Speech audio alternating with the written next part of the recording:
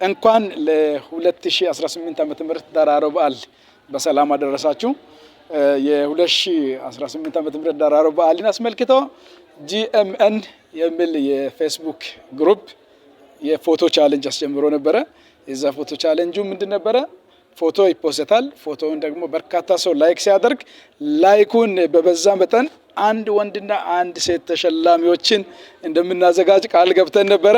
ይሄው ዛሬ እንዳጋጣሚ ሆኖ ወዳያ ሊደርስ አልቻልኩም፣ ይቅርታ ይደረግልኝ። ስለዚህ ሽልማትን እዚሁ ቢሮ ሆነን ለተሸላሚዎች እናደርሳለን። አንደኛው ተሸላሚ ማርቆስ ይባላል። 5.2 ላይክ በማግኘት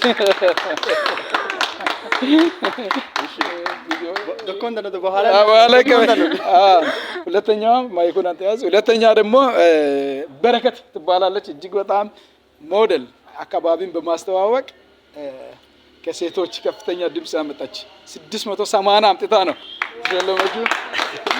ፖስታቸው ይከፈት።